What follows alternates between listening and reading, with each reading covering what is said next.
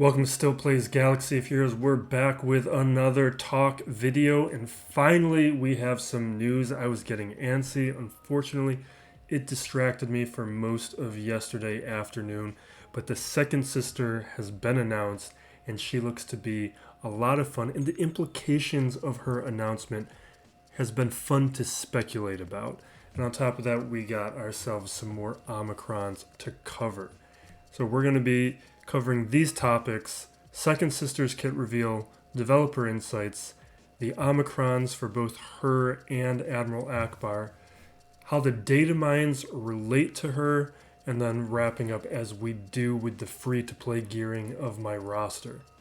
We're going to jump right in here and start breaking down this kit by focusing in on the key terms so that we can simplify our understanding of what is going on here. I really like this kit. There's some very interesting implications with how it functions, partly because we have this new status effect, Purge. So with the basic, that's special damage to the target enemy, inflict 1 stack of Purge if the target is a Jedi. On top of that, there's going to be a chance to inflict Purge to the target enemy, which means if they're not a Jedi, you have a 30% chance to get a stack of Purge. If they are a Jedi, you have a chance to get 2 stacks of Purge. And Purge is going to have increased effects from enemies that utilize Purge.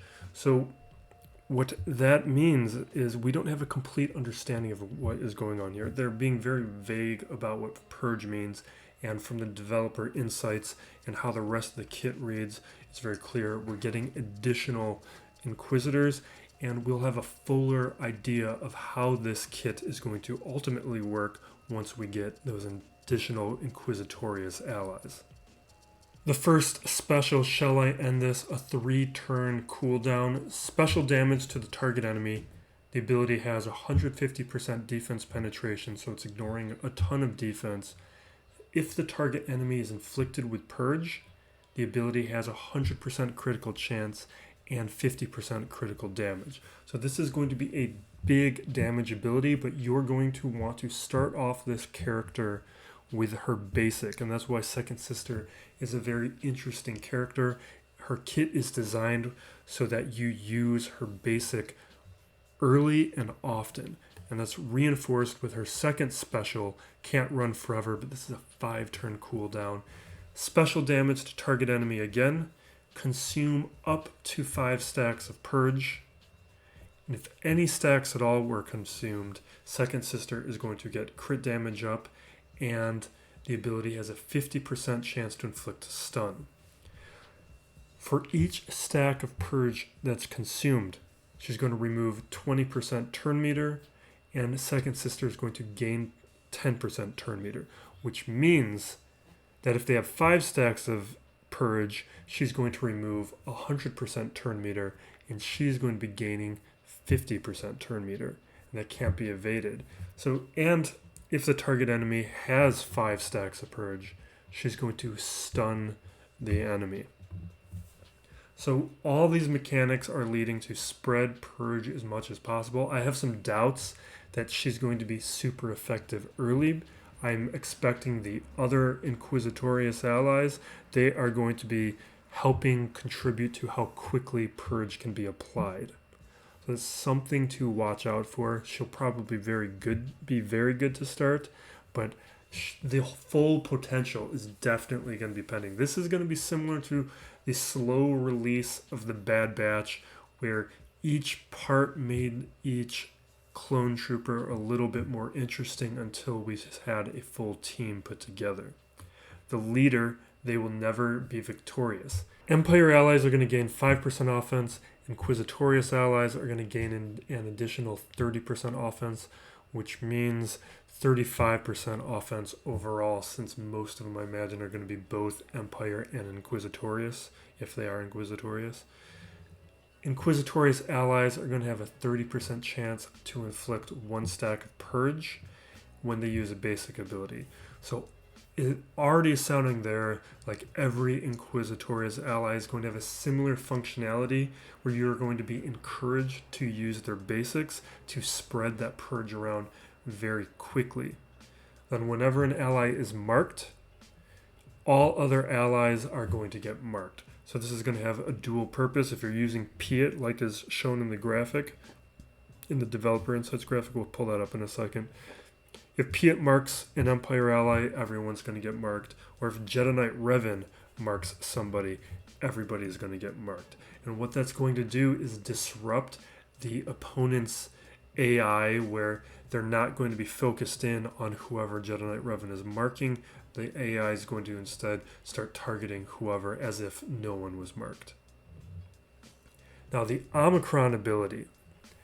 In territory wars, enemies start the battle with 2 stacks of purge, so that's going to allow Second Sister and other Inquisitorious allies to get to their specials faster.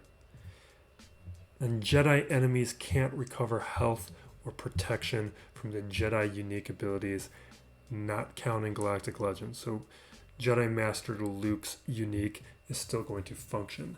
The issue is when you break down every Jedi who has health recovery in their unique, basically Jedi Knight Revan is the only one that's relevant. Every other one is not that great of a character, the best being Old Ben and Barriss, where that function of their kits is not that important, and the characters are not largely utilized elsewhere, unless you have a Relic Barriss, but I don't. Because of that, it's very clear that this is explicitly intended to disrupt Savior. And one of the things I'm going to be looking at is how is Savior going to function with Jedi Master Luke? Because they're saying excluding Galactic Legends, but that may just mean Jedi Master Luke's unique is still going to function correctly. It might not mean, though, that if you take Jedi Master Luke down to 1% health and trigger Savior, that means Savior is going to get triggered. Jedi Master Luke may still be at 1% health, and you can take him out immediately after.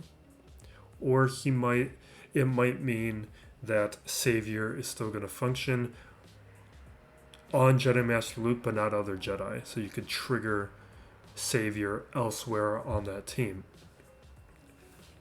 That's something I think needs to be clarified. But regardless, it means that this is already going to be one of the most important territory war Omicrons. But we'll talk more about that in the Omicron section. The unique, everyone is expendable. Second Sister is going to gain critical damage. Her special abilities can't be evaded when attacking an enemy with Purge. That's very important. What that means is Hermit Yoda, Grandmaster Yoda, spreading Foresight around. The Foresight is not going to work if the Jedi has Purge on them. So any Jedi with Purge and Foresight can just be hit. On top of that, the unique has a component whenever an enemy or Empire ally is defeated, Second Sister is going to gain bonuses. So as she starts taking out Jedi, or Jedi start taking out Empire, she's going to become more and more dangerous. She's going to get faster, she's going to ignore more defense, and she is going to gain increased crit damage, so she's doing more damage on top of ignoring defense. So we're starting to see the picture of how Second Sister and this new status effect and Purge is going to function. I'm looking forward to seeing those additional Inquisitorious allies, but in the meantime, the developer insights have these synergy suggestions, which I think help reveal how to think about her in the meantime. So we've got Vader, Piet, Moff Gideon, and Thrawn, and what we see a lot of within that is Piet, he has marked, but on top of that, he is going to call to assist whoever he has marked, which means you're probably going to want to mark Second Sister, because anytime Piet goes, Second Sister is going to assist and start spreading those stacks of Purge, and because of how her kit works, that marked is going to spread to everybody, so it's going to be as if she wasn't marked at all. On top of that, you have Moff Gideon removing all the turn meter, which is going to buy more time for every character to attack more often and spread purge. Thrawn is the same thing with a turn meter swap. I can also see with what's not pictured here is Tarkin removing a bunch of turn meter with that AoE, which is going to buy more time for her to inflict stacks of purge. Or Magma Trooper has another AoE where he could be eliminating turn meter. Vader, I think some of that, there could be long-term potential with how he is going to pair up with the Inquisitorious allies. I don't know if he's going to work well with Second Sister to start, outside of him just being an overall good character. But when you look at the comics, there are some strong tie-ins between Vader and the Inquisitors. I think that's going to be unlocked later. The rest of these developer insights, there's not too much additional information here that we haven't already covered. There is a link to the Galactic War report here. I haven't listened to it, but someone on the Discord brought up how they mentioned that each Inquisitor is going to have a specific functionality directed at a specific Jedi. So each one is going to affect Jedis or a specific Jedi kit a little differently. The rest within here, they announced the status effect. They talk a little bit about Cal Kestis and how some of the other aspects of the kit works. The other thing that they announced yesterday was they released the event calendar for February.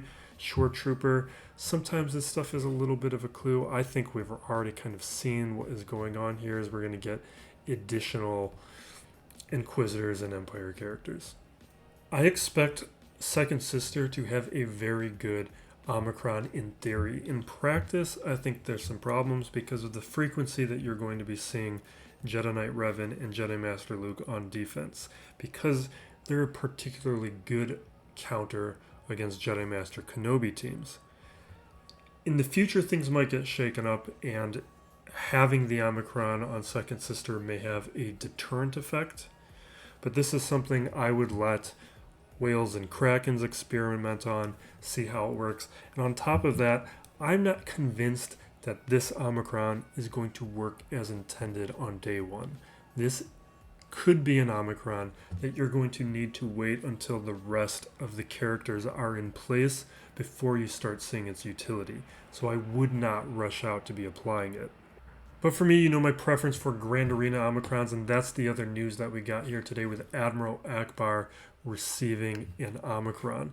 And I'm a little bit torn up by this one because I have a bias towards Omicrons that create new teams, and that's what we have here with this leadership Omicron. But I'm not convinced of its ceiling. So the way that this is going to work, all allies are going to gain tenacity up.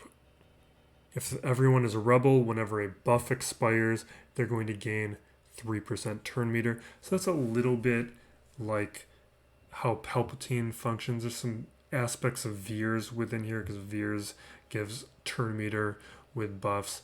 On top of that, if everyone's a rebel, whenever someone uses an ability that's not an attack, they are going to recover health and call the 2 weakest allies to assist and reduce cooldowns. So there are some characters here that I think are worth exploring for some synergy within here. Here's the first team I would be exploring if I were to put that Ackbar Omicron on, and the more that I think about it, I'm really tempted by it. What I would need to do first, though, is Fulcrum here would need a relic. At relics, Fulcrum has one-shot potential. What she does is she spreads a bunch of buffs on herself with this ability Meditate as a 3-turn cooldown. She puts all those buffs out there, and then with her ability Whirlwind, she consumes all of her buffs and does a massive hit, and this is the hit that has the one-shot potential. Now, the other aspect here that is interesting about this Omicron and what makes me tempted into applying this Omicron is this bit here at the end, reduce their cooldowns by 1. That's every time they're using a special. That means as other characters are using their non-attacking specials, these cooldowns are being reduced potentially to the point where Whirlwind can be used almost every time that Fulcrum takes a turn. Basically every other time she takes a turn, because she's going to meditate to throw the buffs out, and then her next turn she will do Whirlwind. Turn after that she will meditate, and then the next turn she's going to do Whirlwind. And if she's at Relic, she could be potentially taking out a bunch of characters. On top of that, Leia is awesome. The trick here with Leia, though, is you need to make sure she is one of the 2 weakest allies, so that she's always assisting with her basic, because her basic has a chance to go up to 3 times and do some massive damage. Fulcrum is probably the other one I would be doing with as the other weakest ally. Also, Leia gets a bonus turn when you stealth when she's already stealth. So what will be happening is that stealth is going to be available almost all the time.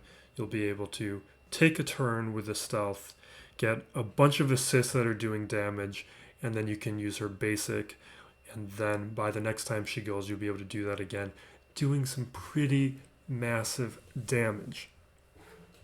Other aspect here is R2, I think, is going to be my preferred tank on this squad, or soft tank. He's not actually a tank, but he has some tank functionality because of how he can stealth everybody, and you can keep him out in the open so that he'll tank with the smokescreen ability. And with smokescreen, that's another non-attacking ability, so there's going to be a bunch of attacks, and he can just be stealthing every turn, because by the time he takes a turn again, smokescreen will be back, and you can just stealth over and over again, getting those massive assists. Ackbar has 2 specials that are non-attacking abilities, so with both of those abilities, he can help the squad heal and also be increasing their cooldowns and calling in a bunch of assists. And same deal with Captain Han.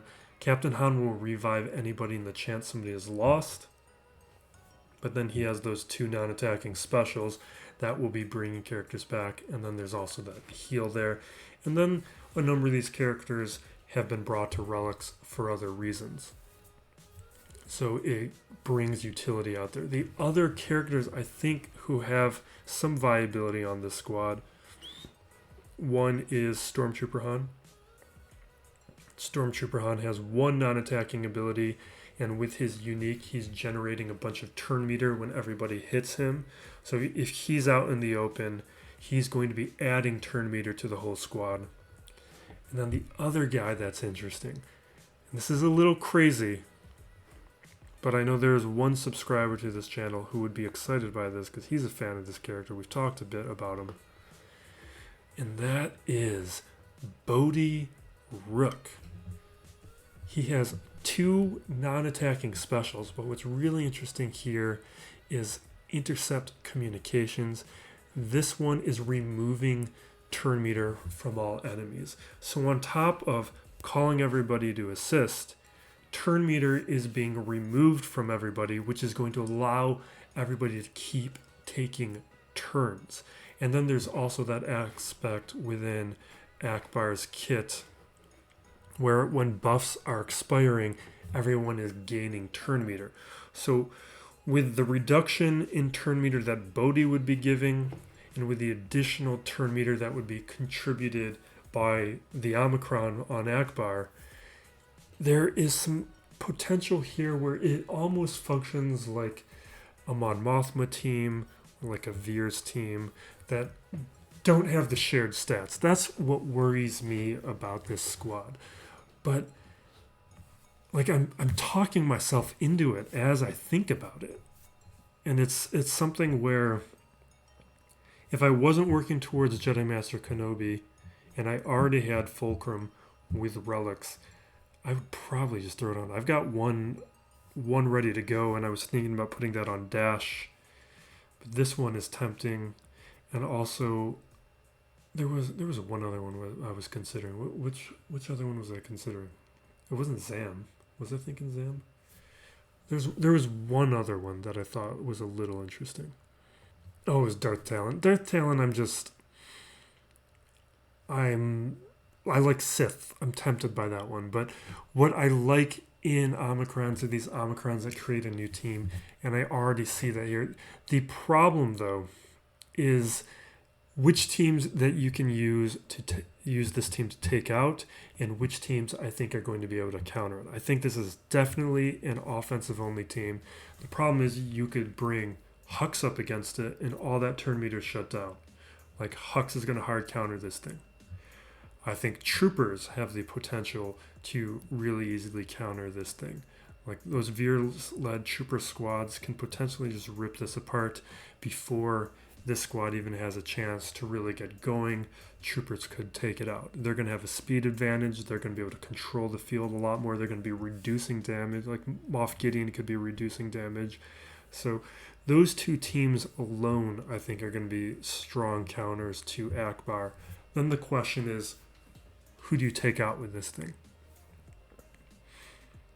I think maybe Night Sisters, just like how Mon Mothma or some other or troopers can go after Night Sister teams. You just have to focus down on DACA very early, but with a lot of the functionality here, I think that's a possibility. You just got to trigger those sacrifices, then go after DACA.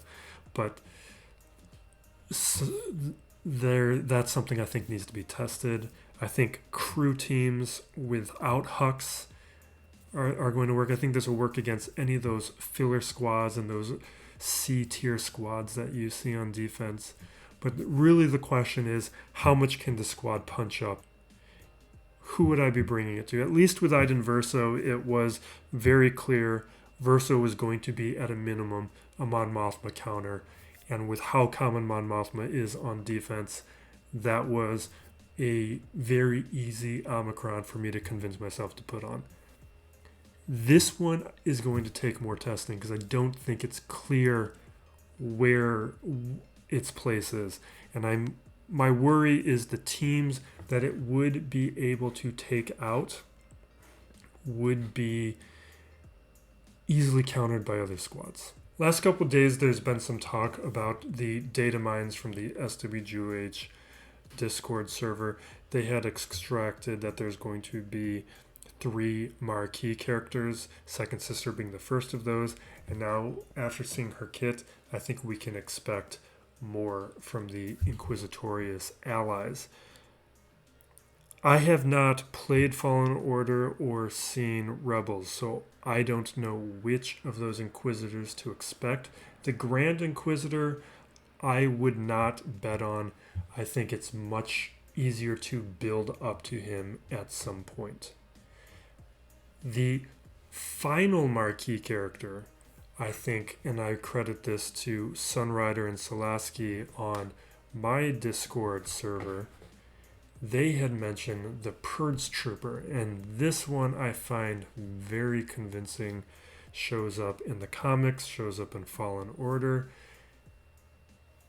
It doesn't have the gravitas of some of the other Inquisitor allies, so I think he can just slot in there, be a contributor, and make a lot of sense as one of those Marquee characters. That is the one that I would be betting on. And now we will wrap up, as we always do, with a free-to-play gearing of my roster. This gearing I did on January 17th. So here is what I did. I think this was the last week of that Grand Arena, or just before that last week. Promoted Fennec. We finished her farm. I was doing the 25 and 50 crystal refreshes. I used crystals to get the 4th star on Mara Jade. Moving very quickly on Dash, doing the 300 crystal refreshes. Darth Talon was another one that was a shipment store crystal purchases. I'll take characters from 3 to 4 stars through shipments now, just to save a little bit of time on farming. Bo-Katan we take up to Gear 12. I want to get a better feel for her as she becomes a little bit tankier at Gear 12. Gear 11, I just have not been happy with Bo's contributions. Just slowly working towards adding a full Jawa squad. Just one at a time, bringing them up to Gear 11. It's just spreading the attention and the love around.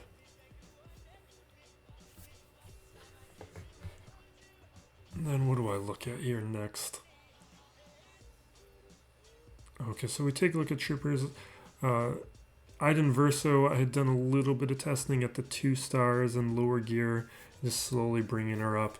I used a lot of gear this time. Yeah, so this was before that first week of this past Grand Arena where I wanted to use the Omicron, the Iden Verso Omicron.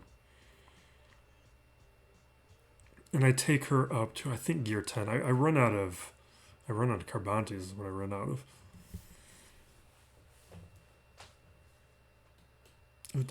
I think I take a quick look. I take her up one more level. She's not in super hard gear, but she's not an easy gear. Definitely for some of the more recent troopers, she's one of the harder ones. With the... I think I add a couple relic levels to Canderous. I'm working towards having a better Mandalorian squad, so just making each of these characters stronger. I don't like to immediately go to 3 or 4 relics. I'm trying to be very careful with my resources because it's very quickly when you're working towards Galactic Legends to run out of these resources and it'll slow you down. So I'm looking for these thresholds where I feel like a character has been effective or not. With Maul, I really don't like how his Fervent Rush special doesn't take people out. I'm not even satisfied with him at Relic 4. He seems like he needs to be Relic 7.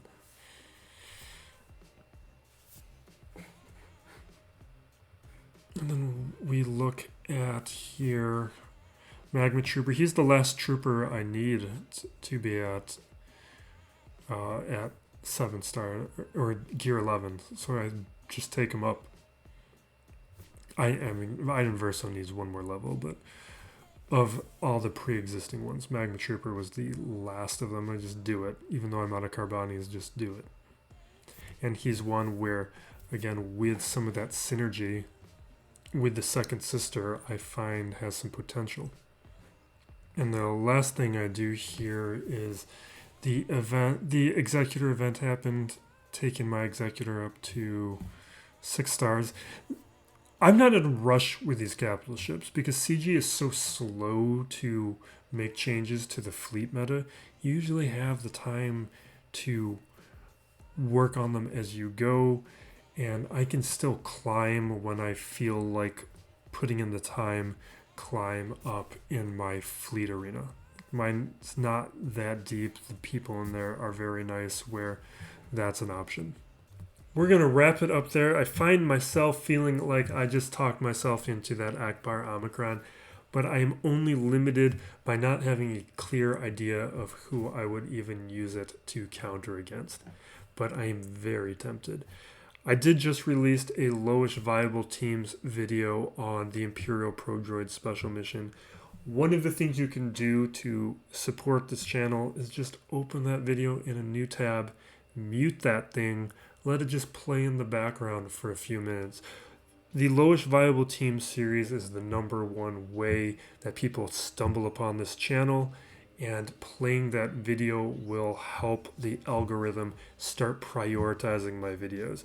If you ever look, just do a YouTube search on like GAS or CLS or any of the lowest viable team videos that I've put together, most of the time my videos are prioritized by those algorithms. They're very useful towards people, and helping the Imperial Probe Droid here get that same status would be very helpful to growing this channel and getting it to that 1,000 subscribers where it can become monetized and I can start justifying putting in even more time into this thing, because I do like to put in a lot of time, but it's difficult to justify doing that against some of my other priorities.